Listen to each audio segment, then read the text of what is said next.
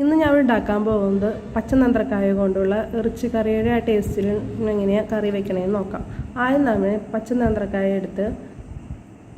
എടുത്ത് പീസസാക്കി കുക്കറിലേക്ക് ഇട്ടു. അതിലേക്ക് അല്പം മഞ്ഞൾപ്പൊടി, അല്പം കാശ്മീർ പൗഡർ, പിന്നെ നമുക്ക് അല്പം എരിവുള്ള മുളക് പൊടി, പിന്നെ 1 ടീസ്പൂൺ മല്ലിപ്പൊടി, പിന്നെ ഗരം മസാല ഒരല്പം, പിന്നെ അര ടീസ്പൂൺ പെരുംജീരകപ്പൊടി, പിന്നെ കുരുമുളക് ഒരല്പം കുരുമുളക് പൊടി, ഉപ്പ്, ആവശ്യത്തിന് വെള്ളം ഒഴിച്ചിട്ട് ഒന്ന് മിക്സാക്കിയതിന് ശേഷം ഒരു ചെറിയ തക്കാളിയും കൂടി ആഡ് ചെയ്താൽ മതി. അത് ചിലർക്ക് തക്കാളി ഇഷ്ടമില്ല, ചിലർക്ക് ഇഷ്ടമുണ്ടാവും.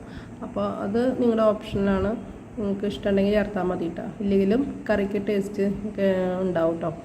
അപ്പോൾ ഞാനതിലേക്ക് ഒരു ചെറിയ പീസ് തക്കാളിയും കൂടി ചേർത്തിട്ടുണ്ട്. അത്രയും ചെറിയ പീസാണ് ചേർത്തേക്കണേ കേട്ടോ. എന്നിട്ട് ഞാൻ അത് വേവിച്ചെടുത്തു.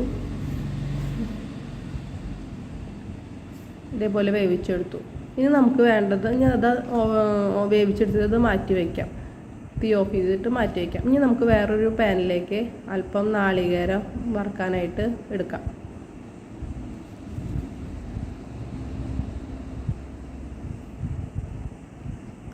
ഇനി ഒരു പാൻ അടുപ്പത്ത് വെച്ച് അതിലേക്ക് അല്പം വെളിച്ചെണ്ണ ഒഴിച്ചു കൊടുക്കാം. ഇനി നമുക്ക്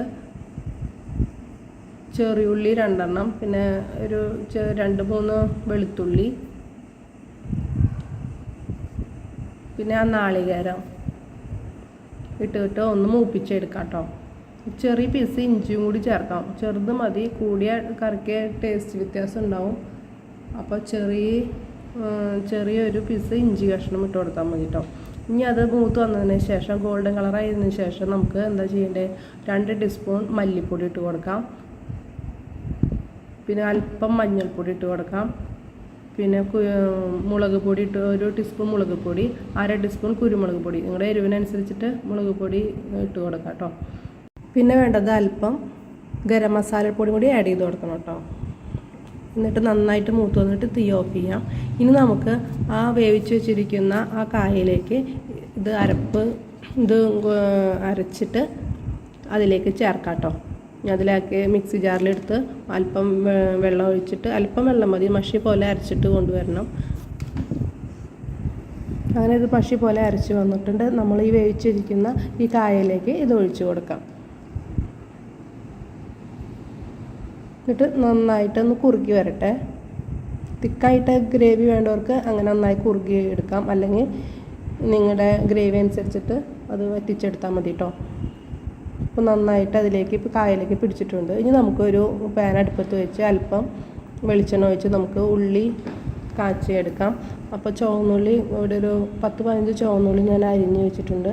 അത് ഈ എണ്ണ ചൂടാകുമ്പോൾ അതിലേക്ക് ഇട്ട് കൊടുക്കാം. അതിനുശേഷം 4-5 പച്ചമുളക് നടുവ് കീറിയത് ഇട്ട് കൊടുക്കാം.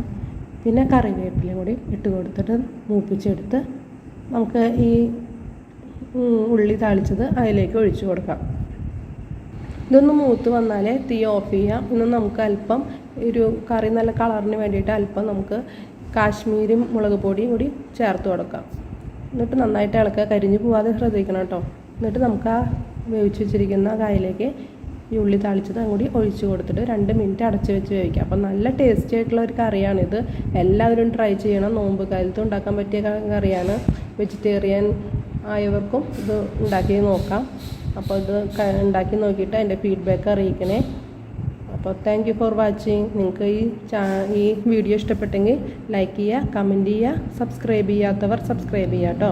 അപ്പോൾ ഇനിയും കാണാം. ടാറ്റാ.